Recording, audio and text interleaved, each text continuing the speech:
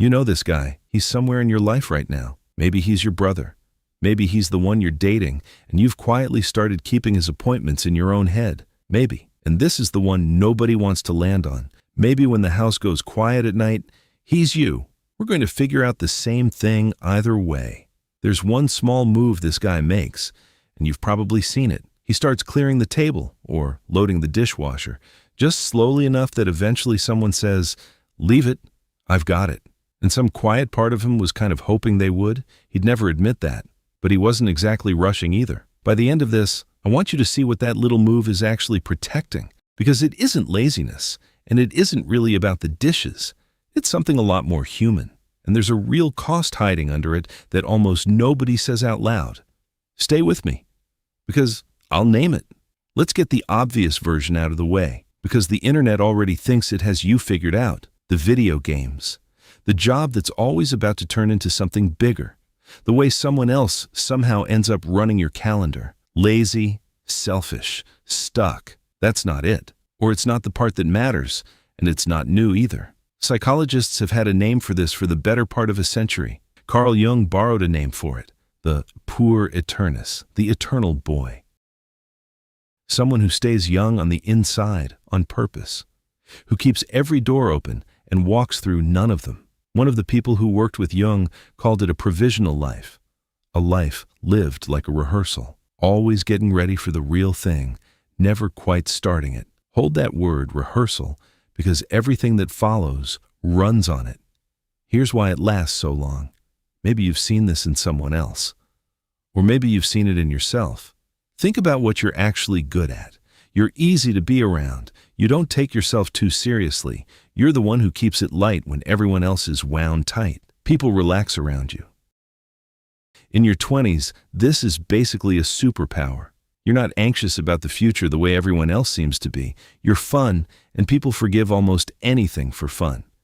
But underneath that, you figured something out really early without ever putting words to it. Less is expected of you.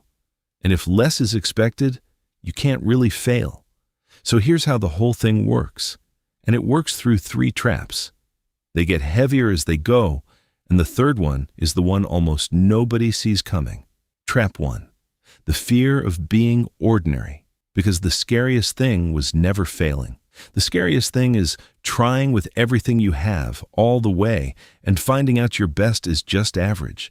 So you don't try all the way. You stay in the place where you're the one who could be great if you applied yourself. Could. That's the rehearsal. As long as you never fully commit, the impressive version of you stays safe, untested, perfect. And you know this one up close.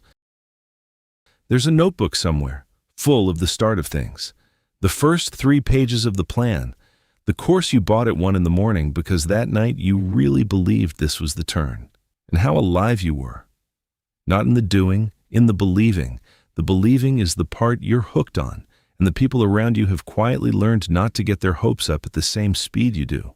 And before we get to trap 2, here's the thing you probably don't want to hear. You're not stuck. Stuck means you're trying to get out. You're not. Somewhere along the line you ran the math, probably without ever noticing you ran it, and the math came back clean. Being a kid pays. Nothing has ever made it cost you more than it's worth. You're not failing at adulthood. You're the only one being honest about a deal everyone else is pretending not to see. Which is trap 2. And it's more uncomfortable because it's not about hiding. It's about control. You'd swear the helpless one has no power. It's the exact opposite. You don't know how the laundry gets sorted. You can't keep track of which day the trash goes out. You cook something and ruin it in a way that means, funny enough, you never get asked again. And every time, the task floats over to whoever cares more.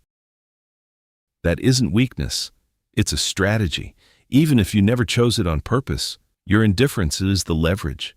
You can just outlast them. And the genius of it from the inside is that it never feels like control. It feels like, I'm just not good at that stuff. There's even a craft to it. Starting a chore loudly enough to be seen starting it, slowly enough that it gets handed off before you finish. Half believing you don't know where things go in your own home. That's not a memory problem. Not knowing is the job. You've seen the slow version of it in a single text thread.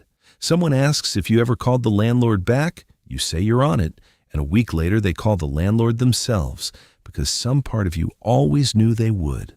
And somewhere nearby, a jaw just tightened. You've trained yourself not to hear it. But I don't want this to turn into the same pile-on you've heard 100 times because nobody decides to become this. It gets built. Usually you were the kid praised for being clever instead of responsible, the one who got out of things by being funny, the one whose mistakes came out cute. Somewhere in there, being taken care of got tangled up with being loved.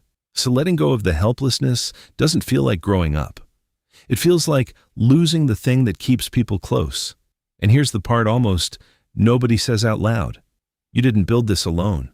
There's at least one person who quietly needs you a little bit helpless, because being the capable one, the one who holds it all together, is their whole identity. Your not knowing gives them a job. And some part of you has always known that. It might even be the quiet reason you never pushed too hard to change. Because if you actually grew up, who would they get to be? Sit with that, because it leads straight into trap 3. And trap 3 is the one this whole thing has been circling. Even the people who need you a little helpless run out eventually. The ones who carry you don't carry you forever. The friends who found it charming have kids and mortgages now, and they got tired. You can watch it happen in something as small as a group chat. The one that used to buzz all day goes quiet, and now you're the one sending the message that sits on red for 2 days.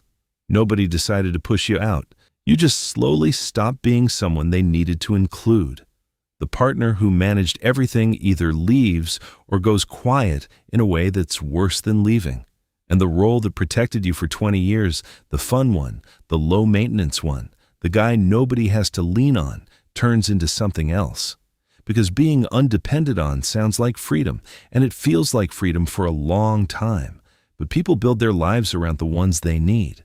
And if you spent years making sure nobody needed you, you can wake up one day on the outside of every life you're part of, including your own. There's a specific quiet that comes with that. Late, the place is still. Everyone else has the thing they're building, and you've got the same start of something feeling you had at 25, except now it sits heavier, because some part of you knows the math has finally changed. So here's the cost, the one I promised at the start. That little move, the chore done slowly, the "I'll do it later," is protecting you from one single thing. Finding out who you'd be if you fully showed up and could still be left anyway. The whole life stays a rehearsal, so the real performance never gets reviewed. So what do you do with that? Not a program, not 4 steps in a 5 a.m. routine. Just one thing. Take the smallest thing you've left sitting at could and carry it all the way to done. Not perfectly. Just finished. Because the whole machine runs on never testing the fantasy, and one finished thing, however small and however average it turns out, is the first real crack in it. You find out the thing you were so afraid of, that your best might be ordinary, and you find out you survive it. That ordinary was never the catastrophe. The waiting was. If this landed a little too cleanly, you're not the only one. Almost everybody is somewhere on this map. And the ones who can finally say it out loud, just say it, that's me, are usually already halfway off it.